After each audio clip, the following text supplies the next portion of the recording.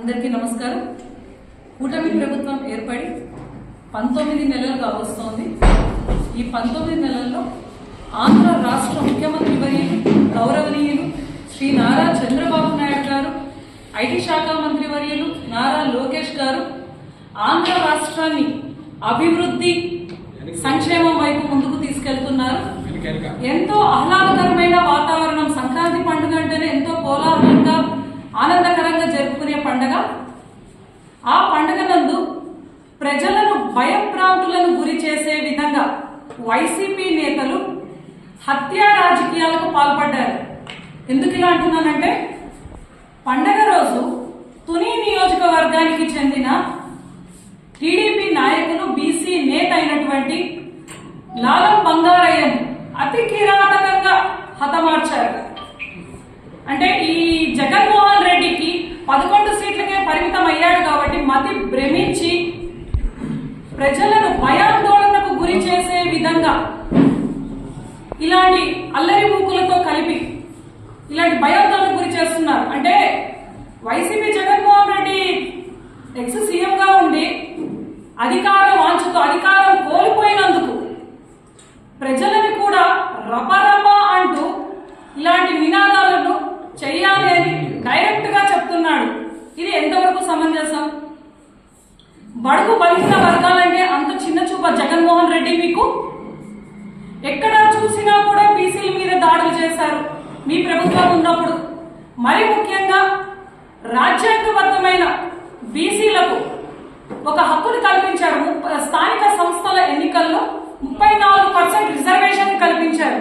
కానీ మీరు దాన్ని కుచించి 16,800 మందికి బీసీలకు రావాల్సిన అధికారాన్ని కూడా మీరు అది ఎప్పుడైతే ఆ పర్సంటేజ్ ని మీరు కుచించారో వాళ్ళు ప్రజాప్రతినిధులుగా వచ్చే అర్హత లేకుండా పోయింది. దీన్ని మీరు బీసీలను తొక్కడం వల్ల. ఇది నిజం కాదంటారా జగన్మోహన్ రెడ్డి గారు? బీసీ సబ్ ప్లాన్ నిధులను 1,00,000 కోట్ల నిధులను కూడా దారి మళ్లించేశారు. బీసీలు అంటే మీకు అంత చులకనగా కనబడుతున్నారా? ఆ రోజుల్లో బీసీల ఓట్లతోనే మీరు గద్దెనెక్కారు.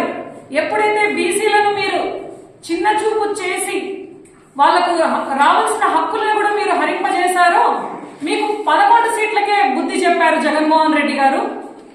అది మీకు క్లియర్ గా అర్థమవుతోంది కదా. మరి ముఖ్యంగా జగన్మోహన్ రెడ్డి గారు ఆయన హయాంలో ఆయన సొంత నియోజకవర్గంలో కూడా ప్రొద్దుటూరు జిల్లాలో ఒక చేనేత వర్గానికి చెందిన నందం సుబ్బయ్య గారిని రోడ్డు మీద అతి కిరాతకంగా చంపారు. అమర్నాథ్ గౌడ్ గారిని పెట్రోల్ పోసి తగలబెట్టారు. ఇవన్నీ మీ హయాంలో జరిగినటివి కాదు జగన్మోహన్ రెడ్డి గారు. మేము సూటిగా అడుగుతున్నాం. పల్నాడులో జల్లయ్య యాదవ్ గారైతేనేంటి, చంద్రయ్య లాంటి ఎంతో మంది బీసీలను దగ్గర 100 మందికి పైగా బీసీలను హతమార్చారు. మరి ముఖ్యంగా అప్పట్లో అయ్యన్న పాత్ర గారు అయితేనేంటి, సబ్బం హరి గారిని అయితేనేంటి, పల్లా శ్రీనివాసరావు గారిని వాళ్ళ ఇళ్ల పైన దాడులకు పాల్పడి వాళ్ళ తోటలను సంబంధించిన చెట్లన్నిటినీ కూడా ఆ రోజు నరికివేశారు. నిజం కాదా జగన్మోహన్ రెడ్డి గారు? అచ్చం నాయుడు గారు అయితేనేంటి, కొల్లు రవీంద్ర గారు వాళ్ళ పైన అక్రమ కేసుల్ని బనాయించారు. నిజం కాదా జగన్మోహన్ రెడ్డి గారు? మరి ముఖ్యంగా మహిళా లోకం, మహిళలు ఎక్కడైతే మహిళల్ని గౌరవిస్తారో అక్కడ దేవతలు పూజలు అందుకుంటారు అని అంటారే. మరి అదే మహిళా ఓట్ బ్యాంకింగ్ తో గెలిచారు మీరు అప్పట్లో. మరి మహిళలు అనేది కూడా చూడకుండా పంచమూర్తి అనురాధ గారైతేనేంటి, ఆదిరెడ్డి భవానీ గారైతేనేంటి, గౌతు శిరీష గారిని ఇలా వీళ్ళందరినీ కూడా ఫేస్బుక్ లో అసభ్యకరమైన పదజాలంతో ట్రోల్స్ చేశారే. అంటే బీసీలు అంటే మీకు అంత చిన్న చూప జగన్మోహన్ రెడ్డి గారు? ఇలా 1 కాదు 2 కాదు చెప్పుకుంటూ వెళ్తుంటే ఆంధ్ర రాష్ట్రంలో బీసీలని అనగదొక్కి ఎటువంటి సదుపాయాలు సౌకర్యాలు కూడా కల్పించకుండా వాళ్ళని అనగదొక్కేశారు. మరి ముఖ్యంగా బీసీలకు దక్కాల్సిన 75,760 కోట్ల సప్లాన్ నిధులను దారి మళ్లించి 8,000 ఎకరాలను ఆన్ సైడ్ భూముల్ని కూడా లాక్కొని ఉపాధిని వాళ్ళకు కలిగే ఉపాధిని కూడా దెబ్బతీశారు జగన్మోహన్ రెడ్డి గారు. వైద్య నైపుణ్యం, పారిశ్రామిక రాయితీలు, ఆదరణ వంటి పథకాలను కూడా మీరు రద్దు చేశారు. వివిధ వృత్తులు, బీసీ కులాల్లో వివిధ వృత్తులు చేసుకునే వాళ్ళ కుటుంబాలను కూడా పొట్టను కొట్టి వారి భవిష్యత్తును అంధకారం చేసింది నిజం కాదా జగన్మోహన్ రెడ్డి గారు?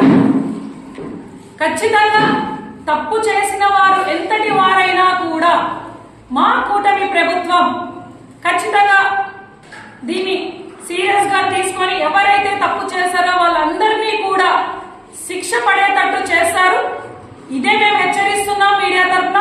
ఇలా బీసీల మీద మీరు దాడులు చేసుకుంటూ వెళ్తుంటే మీ గవర్నమెంట్ కాదు, మీరు బీసీలకు అన్యాయం చేశారు వైసీపీ వాళ్ళు. కానీ కూటమి ప్రభుత్వం ఖచ్చితంగా బీసీలకు, మరీ ముఖ్యంగా నేను ఒక బీసీ మహిళని, పార్టీ కోసం కష్టపడ్డాను, సేవలను అందించాను. అలాంటి బీసీ మహిళలకు కూడా ఈ రోజు ఒక హోదాలో కూర్చోబెట్టింది. అది అయ్యా కూటమి ప్రభుత్వ ఘనత. దయచేసి మేము ఒకటే హెచ్చరిస్తున్నాము వైసీపీ వాళ్లకు, గుర్తుపెట్టుకోండి, బీసీల జోలికి వస్తే తగిన మూల్యం మీరు చెల్లించుకుంటారు. ఖబర్దార్.